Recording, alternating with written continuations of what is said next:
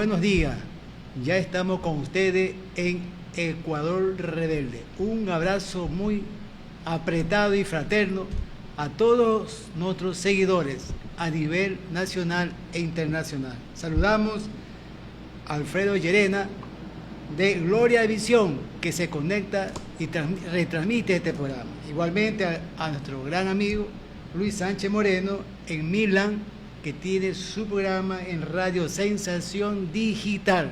Un abrazo para todos y comencemos el programa. Como siempre lo hemos dicho y nos ratificamos en lo que hemos manifestado. Este programa tiene un objetivo absoluto, siempre de buscar la verdad, porque ese es el periodismo responsable y comprometido con la sociedad. Hoy contamos con la grata presencia del licenciado máster Juan Centurión, periodista, es catedrático universitario de la Facultad de Comunicación Social de la Universidad de Guayaquil, ex presidente de la Unión Nacional de Periodistas Núcleo de Guaya, escritor e historiador. Y también es responsable director del movimiento Ecuador Rebelde y Democrático. Hoy vamos a tratar un tema muy especial, que es preocupante para los habitantes del Ecuador y en su contexto de América Latina. Vemos cosas extrañas que están sucediendo en atentados contra la democracia en todos los países de América Latina. Ocurre lo mismo. Vemos que se dan elecciones en el Perú y hay denuncias de fraude. Vemos que se dan elecciones en Colombia y hay denuncias de fraude. En Honduras pasó lo mismo. En Ecuador, lo que se respeta a la Constitución, la democracia, no se lo hace. Se viola la Constitución, se violan las leyes, se impone una decisión única y personal de parte de las autoridades del país. La Constitución dice que el Estado está provisto de dotar empleo a la población, existe un gran índice de desempleo, de dotar salud a la población, hay una salud en crisis, ni qué se diga la educación, hay más de 2 millones de jóvenes estudiantes que no pueden ingresar a la universidad y tampoco tienen trabajo. Entonces nuestra pregunta es, Juan, ¿se respeta la democracia en América Latina? Bueno, primero un saludo cordial a todos los amigos que están atentos a esta programación. Estimo que en América Latina y también en otros países los principios democráticos no se los respeta de ninguna manera. Tú ya has enumerado lo que ha acontecido aquí en Perú, pues, que estaba ganando Pedro Sánchez, sí, y le hicieron fraude y la hicieron ganar a la Fujimori. En Colombia la misma historia. Y en Brasil iba a ocurrir lo propio, antes que el presidente actual de Brasil, Lula da Silva, como dice, se puso las pilas y evitó un fraude en contra de él. Y en Colombia, Venezuela, mira que ocurrió, que al presidente legítimo de Venezuela lo secuestraron. El gobierno de Donald Trump ordenó secuestrar al presidente. Nunca antes, creo, en la historia se ha visto, al menos en la historia de América Latina, se ha visto esta situación ilegal, ilegítima, solamente basado en la medida de fuerza que tiene los Estados Unidos, ¿no? Y con ellos impone su criterio a todos, ¿no? A Cuba, como la tienen ahí ahogándose, los Estados Unidos que la tienen rodeado, no le permiten comprar nada, no le permiten el uso del dólar, en fin, están bloqueados absolutamente. y después dice que el socialismo es malo. ¿Cómo no va a ser malo si es un país asediado por los Estados Unidos? ¿No, verdad? Solamente las personas que desconocen todo el procedimiento histórico del bloqueo hacia Cuba, esa gente es que dice que es porque el sistema es malo. El sistema no es malo. En Cuba, lo que pasa es que Cuba está bloqueada. Los Estados Unidos, la primer potencia mundial, lo ha bloqueado y lo tienen ahí padeciendo de hambre, no hay medicina, no pueden comprar medicina. Las parturientas tienen problemas porque el Estado no les puede proporcionar esta medicina porque simplemente no le dejan comprar. A tal punto que, ¿te acuerdas? En aquella época de la pandemia, los Estados Unidos no les permitía que ningún país le venda vacunas contra el COVID. ¿Y qué pasó? Cuba tuvo que desarrollar rápidamente su propia medicina, su propia vacuna para poder salvar a su población. Y entonces, frente a toda esta cuestión, ¿quiénes son los que dirigen esto? Los que tienen el poder económico de todos estos países, es decir, la derecha ecuatoriana. La derecha, que lo que hace es torpedear cualquier situación que venga a favor del pueblo, ¿verdad? Entonces, la democracia que se originó, como todos sabemos, en Grecia, ¿no? Y demo significa pueblo y crano es poder o gobierno, el poder para el pueblo. Pero ahí se inventó, pero tampoco en Grecia fue un gobierno de todo el pueblo para el pueblo. Solamente era para la gente. Los esclavos no podían votar. Pues. En Grecia los esclavos no podían votar. Los hombres libres, los que habían sido esclavos y se habían conseguido su libertad, podían votar. Pero la inmensa mayoría que eran esclavos, gente que trabajaba pues, para otro, y ese otro eran dueños, o sea, los dueños de dinero, simplemente no podían votar. Pues. Entonces, la designación del presidente de la República o del jefe del gobierno en Grecia estaba en poder de poquísimas personas. Y esto ha sido lo mismo casi, ¿no? En la actualidad, porque estas democracias, ¿quiénes dominan estas democracias? La derecha oligárquica, la derecha que ha acumulado millones, los enriquecidos, esos son los que manejan la democracia. Aquí en el Ecuador, para quedarnos con el Ecuador, ¿existe democracia en el Ecuador? Cuando solamente los que tienen dinero y mucho dinero son los que pueden llegar a ser presidente de la República. Tú y yo no podemos. Nosotros no podemos. La inmensa mayoría del pueblo no podemos, simplemente porque no tenemos plata, porque el mecanismo del sistema se ha impuesto es que tienes para una campaña electoral medianamente, no necesitas siquiera 10 millones de dólares. ¿Y dónde vas a sacar esos 10 millones de dólares? Y tantas cosas. Entonces, en realidad la democracia está secuestrada por la derecha y por Europa. En Europa también está secuestrado por la derecha latinoamericana y por la derecha europea. Y en los Estados Unidos también está secuestrada por la derecha norteamericana, por los grandes millonarios, por las élites judías que hay allí.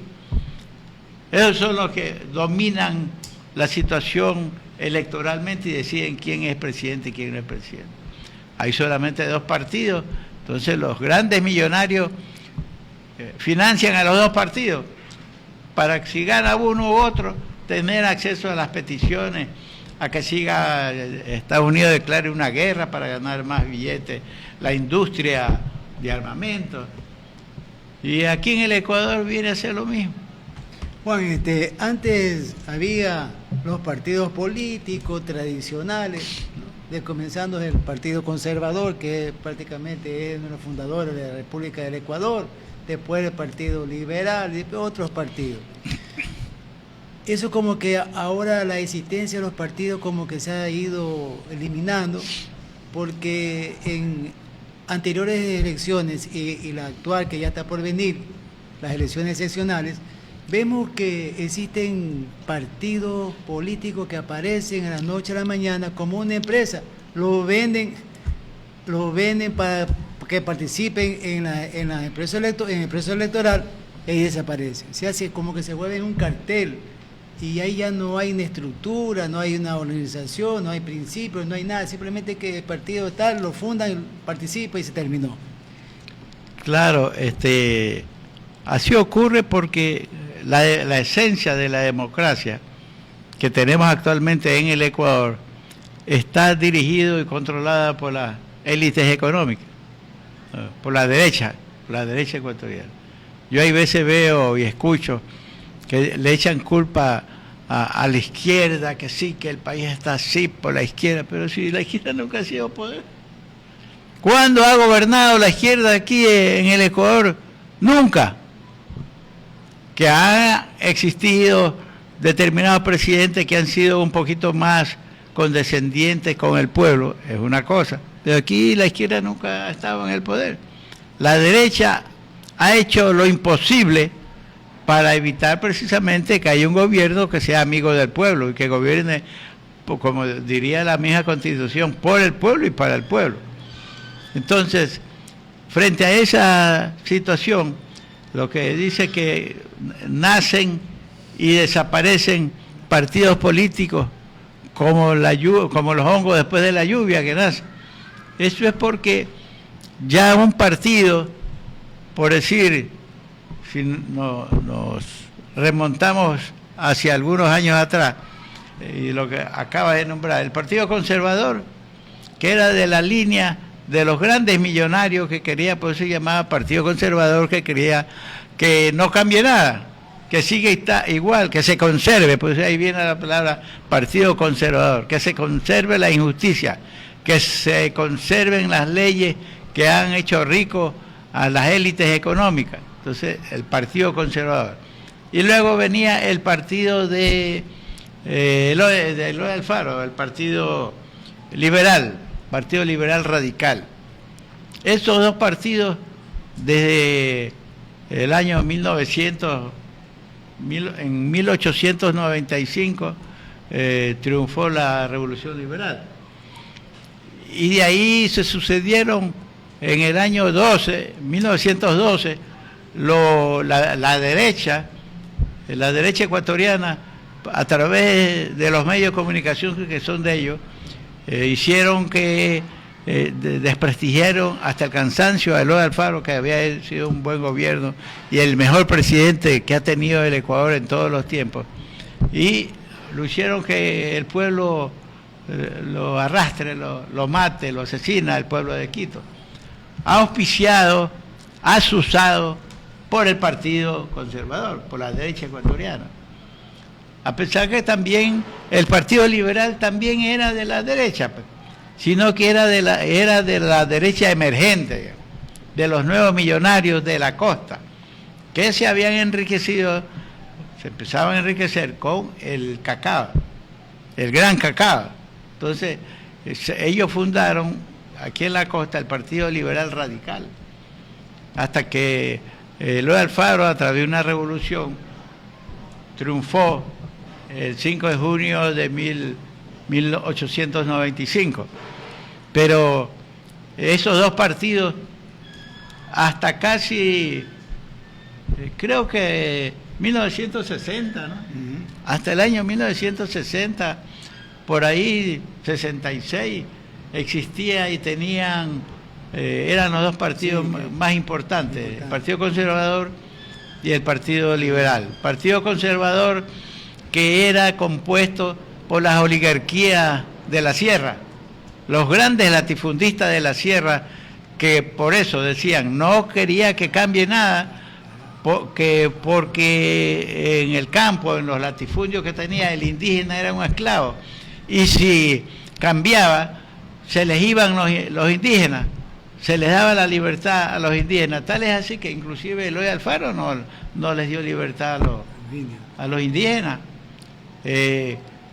A los grandes latifundistas no le quitó la tierra, el que le quitó la tierra fue a los curas, a la Iglesia Católica, que tenía grandes latifundios, Eloy Alfaro ahí sí les quitó, pero en vez de repartírsela a los indígenas, que eran los propietarios de esas tierras ancestrales, lo que Eloy Alfaro hizo fue que creo que, no recuerdo el nombre, algo público, de ahí viene creo que el Ministerio de Previsión Social, algo así, algo de social, se la dio para que la administre esas haciendas que le había quitado a los curas, cuando en realidad debían haberle, Eloy Alfaro debió haber repartido esas tierras a sus legítimos propietarios, que eran los indígenas.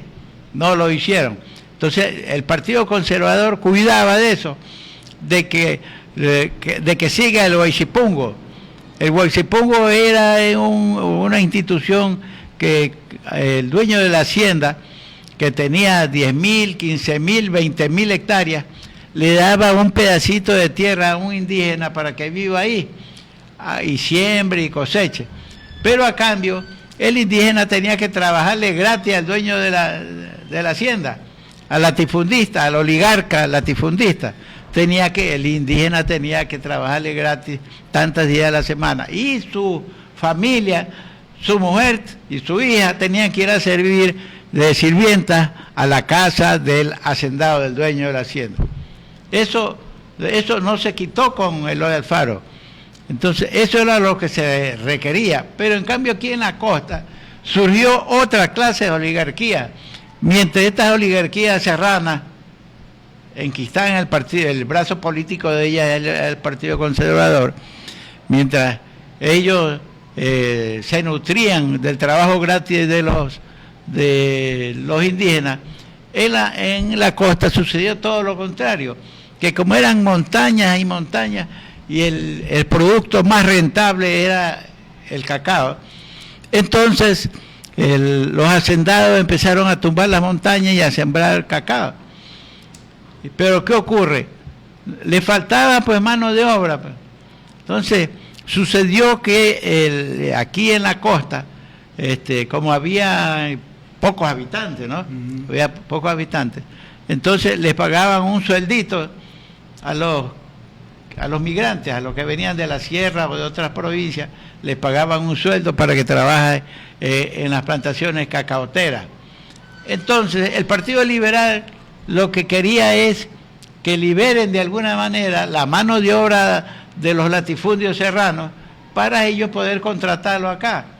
Pero eso no se hizo tampoco. Entonces el Partido Liberal luchó por esa tendencia supuestamente de que liberar la mano de obra esclava de la sierra en poder de los integrantes del Partido Conservador y otros. Y lo que hizo fue lo de Alfaro fue dictar algunas leyes, pero lo fundamental de darle libertad a los esclavos no lo hizo en la sierra.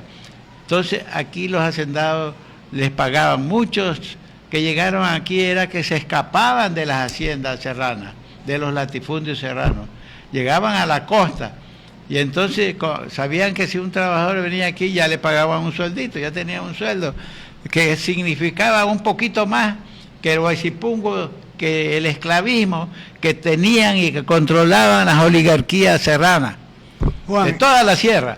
Entonces, para concluir esto, el Partido Liberal estaba conformado por los grandes latifundistas cacaoteros, por los que manejaban en aquella época el dinero, por los hacendados, por los banqueros, por la pequeña industria que ya iba creciendo aquí en la costa y particularmente en Guayaquil, por el superávit de capital que ingresaba por la exportación cacaotera. Ahí vino el choque entonces entre el Partido Liberal y el Partido Conservador, hasta que finalmente triunfaron los liberales.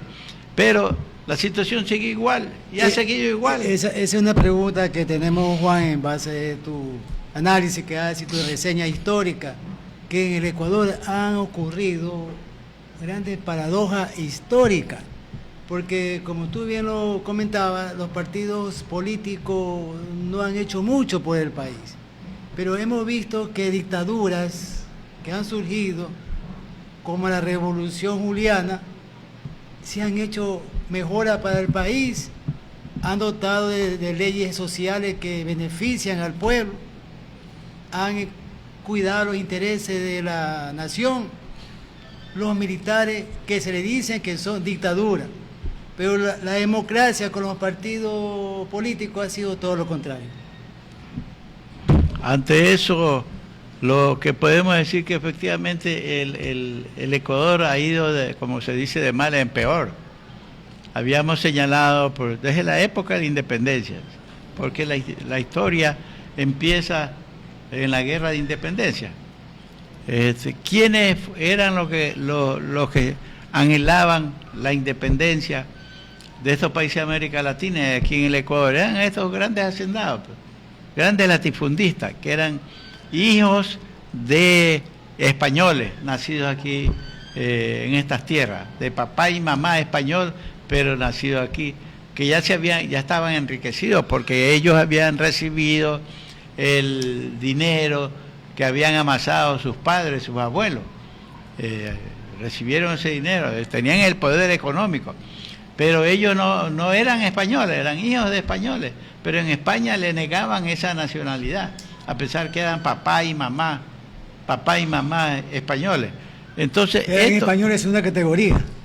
Se lo consideraban en España de segunda categoría, lo discriminaban a todos los que iban a España, a pesar que tenían esta situación que el papá y la mamá eran españoles.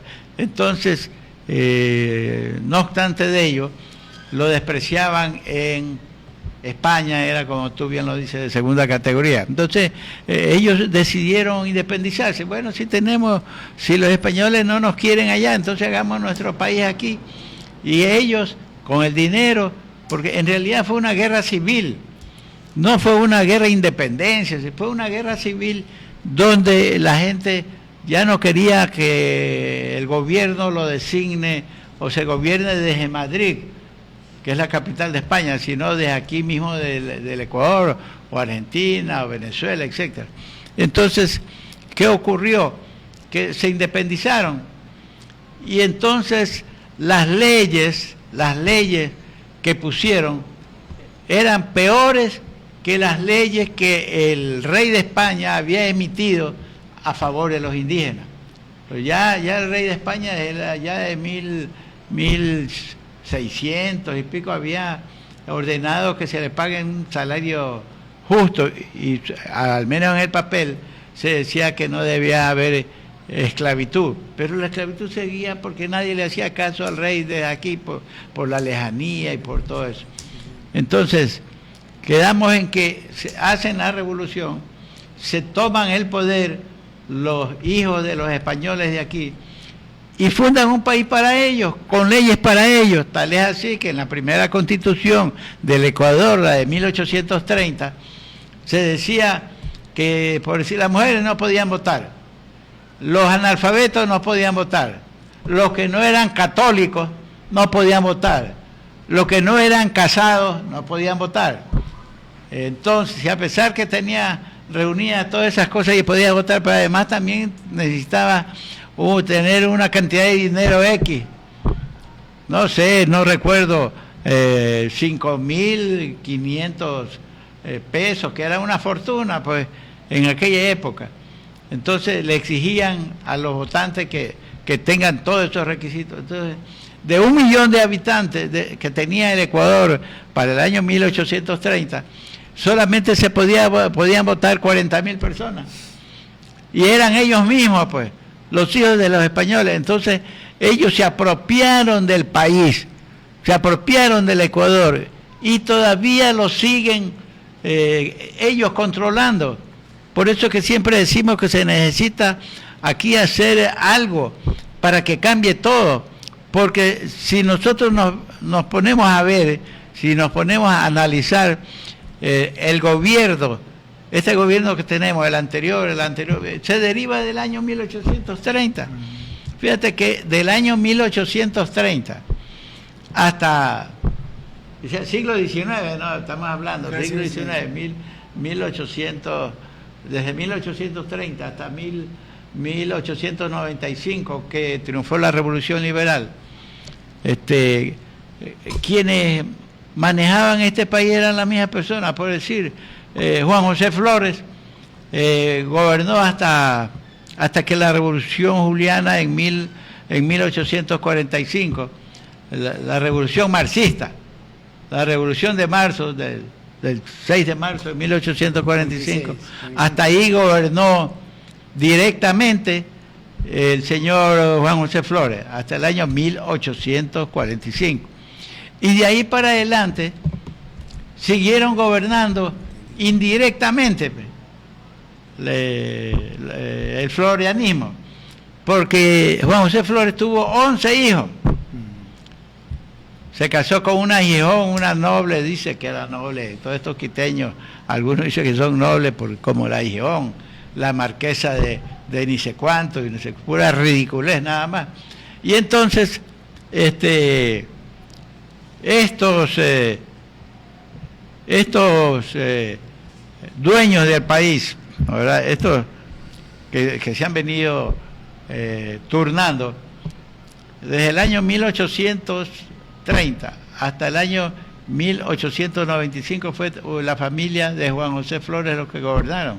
Su hijo fue presidente de la República, Antonio Flores Gijón, hijo de Juan José Flores, que fue presidente creo que del 88 al 92 aproximadamente, Antonio Flores Gijón. Pero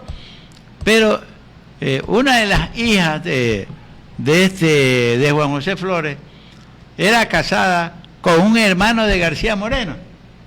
Es decir, que Juan José Flores era suegro de un hermano de García Moreno. Por eso fue que García Moreno lo mandó a llamar después que lo había combatido García Moreno, lo combatió hasta el cansancio a Juan José Flores.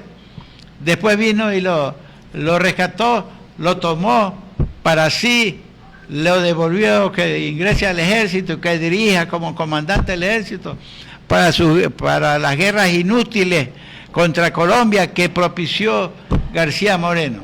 Juan, hasta 1895 sí. Ese era el desmadre que ocurría aquí en el Ecuador. Juan, ¿tú crees que los militares han ayudado al país? Porque que tú acabas de reseñar la historia del Ecuador a través de los partidos políticos, quienes están a través de los partidos políticos, vemos que hay un repunte histórico como fue la Revolución Juliana, que asumió el poder una junta de militares y ellos hicieron cosas buenas para el país. Claro. Entonces, ¿tú qué opinas sobre eso? Mira, es que la historia, por eso la historia sigue transcurriendo, ¿no? Y llegamos, cuando luego lo mataron a Alfaro, la derecha oligárquica fue que mató a Alfaro, la misma que ahora grita contra Cuba, contra los cambios que se suceden en Venezuela, contra Petro en Colombia. Esta misma derecha ambiciosa, corrupta, es la que domina el país. Y entonces la Revolución Juliana fue precisamente en el año 1925, si mal no recuerdo. 25, sí. 1925 o 1924, no recuerdo muy bien. Fue en 1925. Ya la Revolución Rusa se había dado en el año 1917.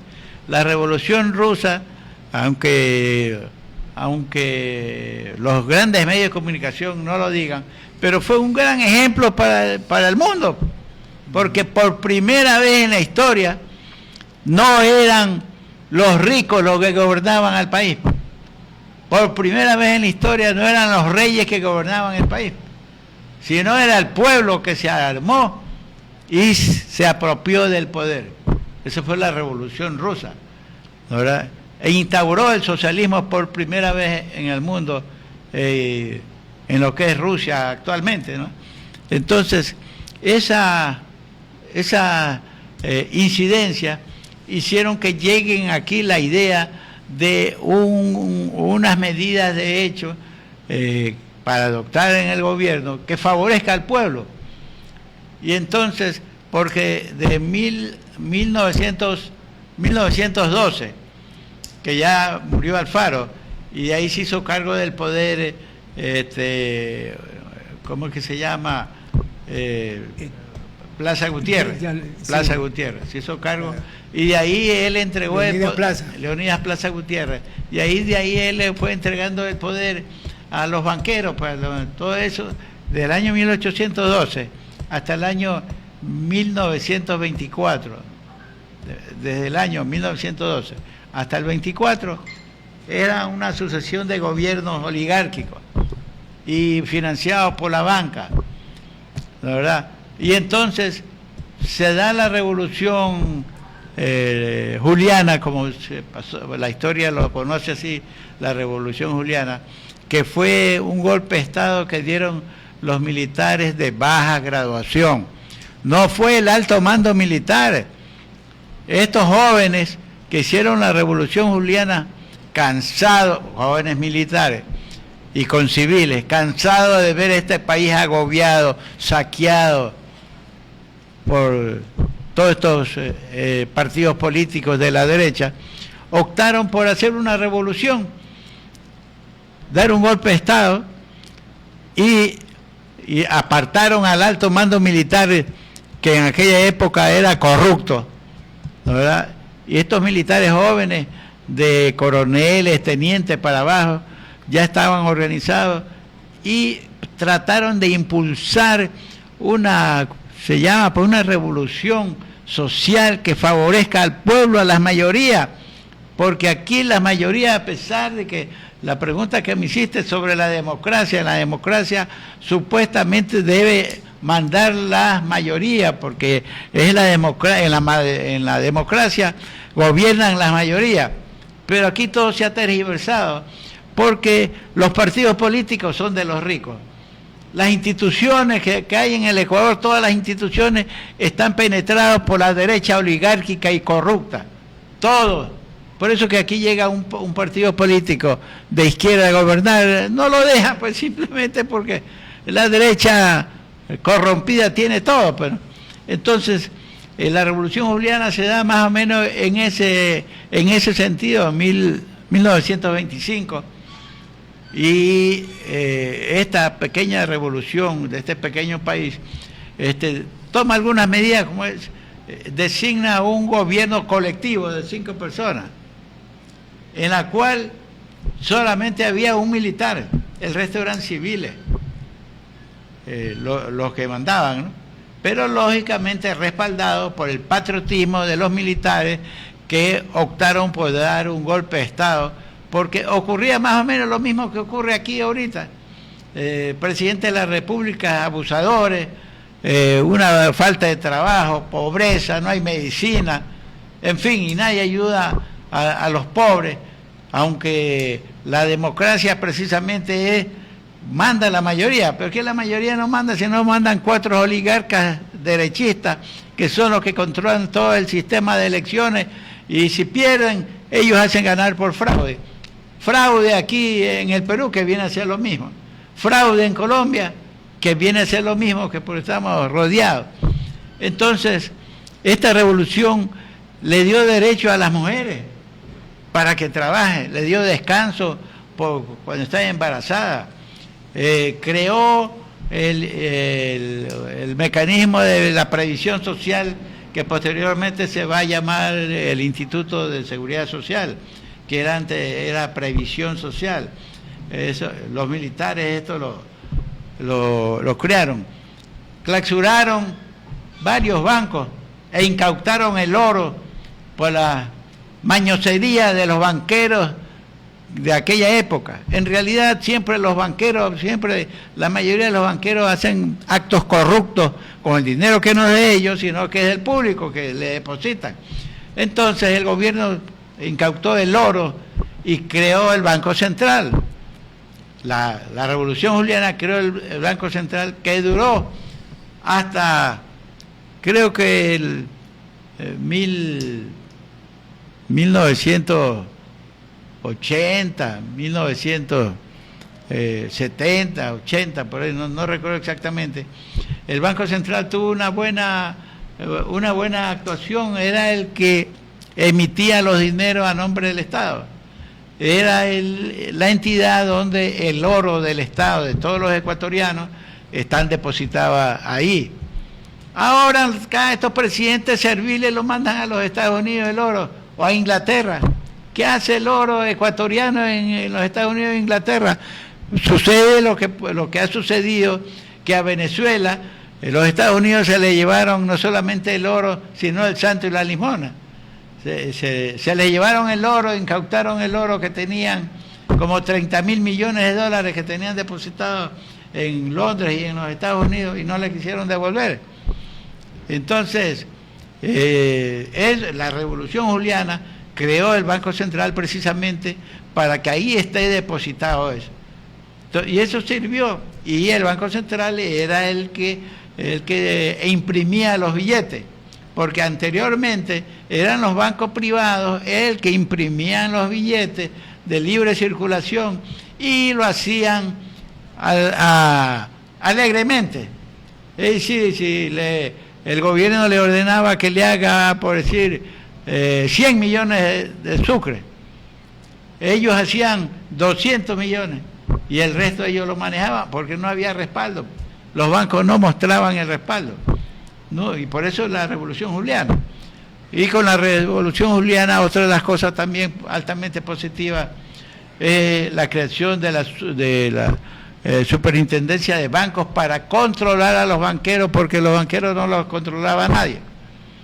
Y la Revolución Juliana también le dio derecho a los trabajadores, 8 horas, porque antes se trabajaba 16 horas para estos señores, grandes empresarios y pequeños empresarios. Los obreros tenían que trabajar 16 horas, trabajaban los niños, trabajaban mujeres, con un sueldo miserable.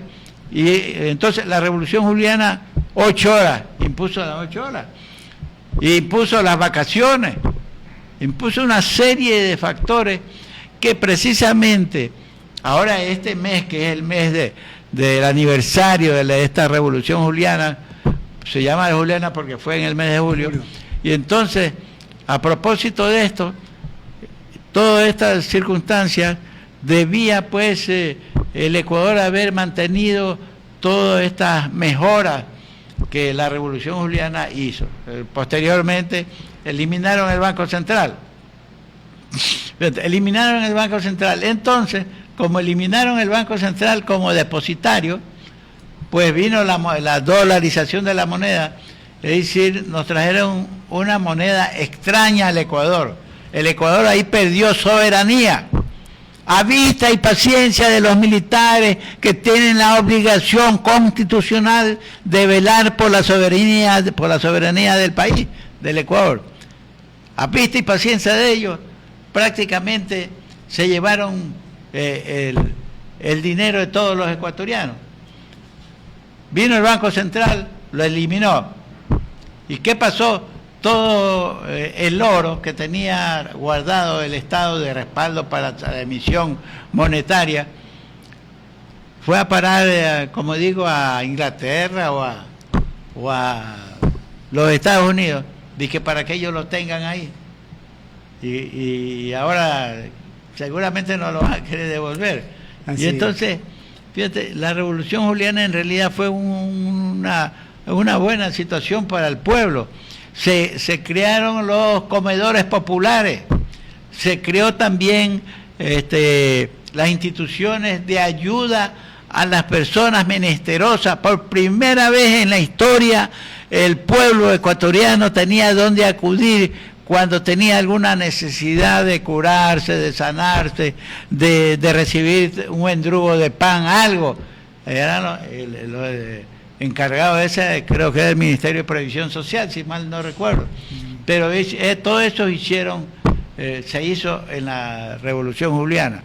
Y luego, pues, llamaron a elecciones y ganó este caballero Isidro Ayora, que fue el que trajo a una comisión económica de los Estados Unidos para que le ayude a orientar, porque era un cambio. Pues antes los bancos privados eran los que emitían los billetes de azúcar, y en esta oportunidad el Banco Central ya no tenía ninguna de esa función para emitir.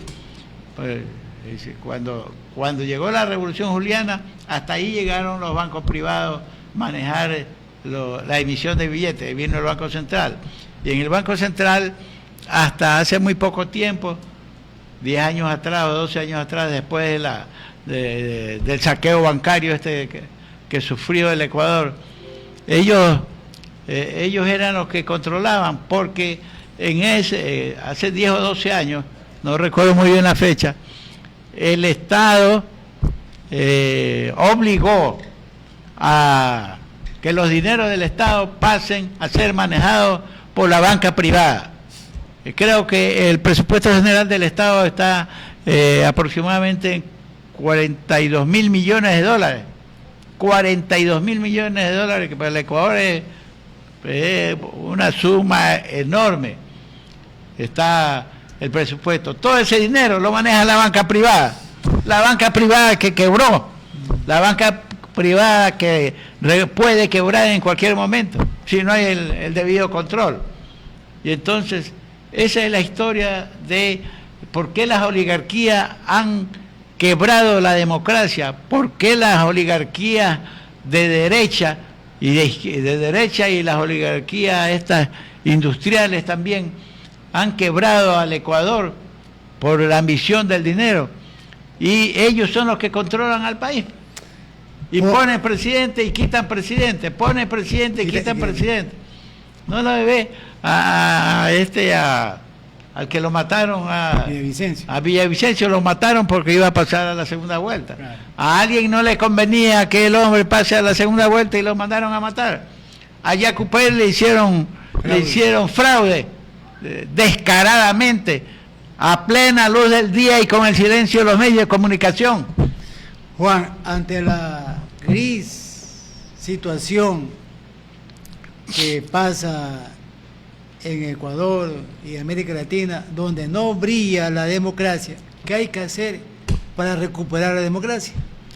Bueno, lo que siempre hemos señalado, ¿no?, que la historia se repite.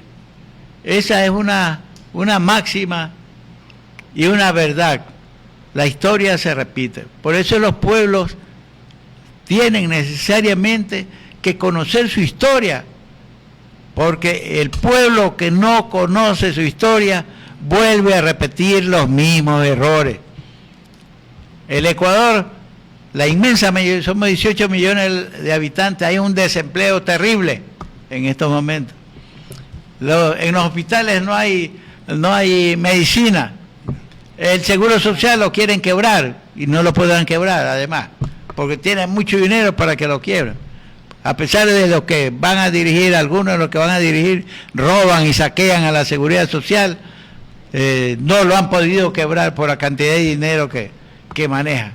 Entonces, todas estas circunstancias, y además, pues, muchas otras situaciones, ¿no? A los trabajadores nos han quitado, han creado el trabajo por hora, que eso es para atentar contra las 8 horas de trabajo. Y en fin, una serie de cosas.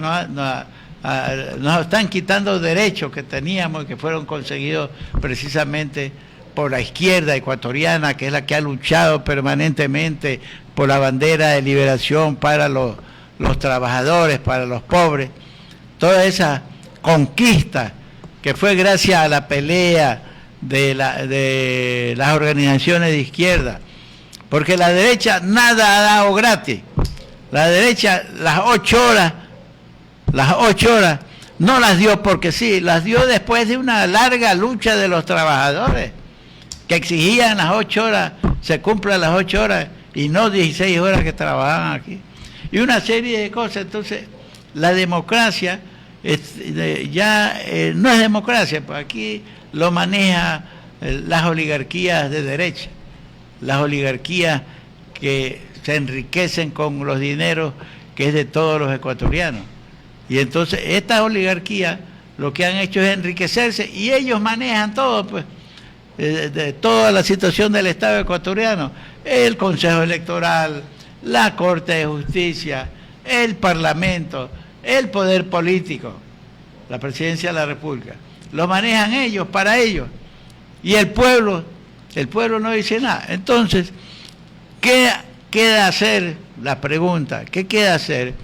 Bueno, puede ser que se repita algo como ocurrió con la Revolución Juliana, que vinieron, eran militares jóvenes, patriotas, honestos, que vieron cómo el país se desangraba, cómo la gente se moría en los hospitales, que no había medicina, que no había trabajo, y cómo la gente se enriquecía con las exportaciones, con las importaciones, que eran un círculo.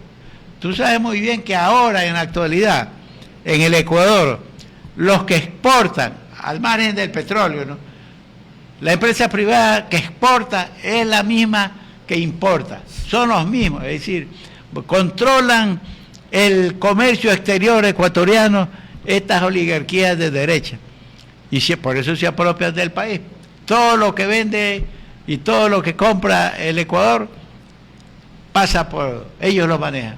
Entonces, la única manera es que pudiera ser que existan, como ocurrió en el tiempo de la Revolución Juliana, patriotas que quieran acceder al poder, pero para hacer bien al pueblo, pues, no para las oligarquías. Ya las oligarquías han gobernado este país desde el año 1830 a la actualidad, y cada día inventan cosas. Fíjate, a pesar que nos salgamos un momentito, yo he escuchado, ahora que el Ecuador perdió ante México en el Campeonato Mundial de Fútbol, quedó eliminado. El Ecuador quedó eliminado. Dicen que es porque le hicieron bulla, porque no tenían visa, que pues, bueno, una y otras justificaciones, ¿no?, que por eso perdió el Ecuador. Y esas argumentaciones yo lo escucho repetir por donde quiera. Hoy en un autobús van conversando y la gente sí, es que le hicieron bulla y tal cosa. Es decir, el pensamiento, traigo esto en relación al deporte, pero en relación en general a todo, el pensamiento de los ecuatorianos está moldeado e influido por los grandes medios de comunicación que están influidos por el dinero de las oligarquías de derecha. Ellos son los que financian a los grandes medios de comunicación para que repitan estupideces, y la gente repite y repite. Es decir, a las oligarquías que controlan el país les interesa tener uniformado el pensamiento de los ecuatorianos, uniformados, que crean que no, si aquí es fácil hacer plata, la gente que no tiene plata es porque no quiere, aquí es fácil hacerse rico, y tantas otras. Aquí el que no tiene plata es porque es vago, porque no le gusta trabajar, y una serie de cosas, y eso a la mayoría de ecuatorianos le han sembrado en la mente el hecho de que son pobres, pero que piensen como ricos. Ese es el secreto de este país, cómo dominan al Ecuador entero estas oligarquías, sembrándole en la mente del pueblo en general pensamientos que son de los ricos, que favorecen a los ricos, pero que son defendidos por los pobres. ¿Para qué? Precisamente uniformando el pensamiento de la gente pobre, volviéndole ellos que piensen como los ricos. Ya no hay quien reclame, pues entonces.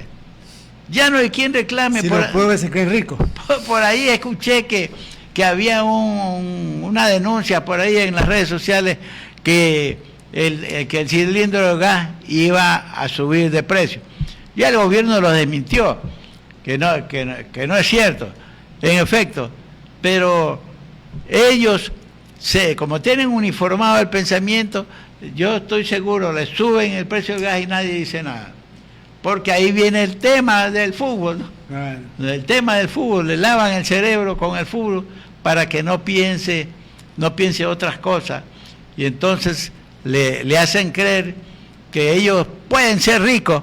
Y la mayoría del pueblo ecuatoriano estima que puede ser rico y tienen lavado el cerebro y piensan y defienden al país como los ricos, el país de los ricos que es actualmente. No defienden a los trabajadores, no defienden a los pobres, no defienden a su país, sino defienden a estas grandes oligarquías. Bien, gracias Juan, se nos terminó el tiempo. Y hay un dicho que dice, somos ricos, millonarios en ideas. Bueno, ojalá que esas ideas tengan también su fruto en el futuro. Amigos que siempre nos acompañan, nuestros seguidores, nuevamente un saludo para Alfredo Llerena en Gloria Visión, a Luis Sánchez Moreno con Radio Sensación Digital en Milán. Será hasta la próxima oportunidad. Gracias y un abrazo muy fraterno. Muchas gracias también. Gracias, Pedrito, por la ayuda técnica.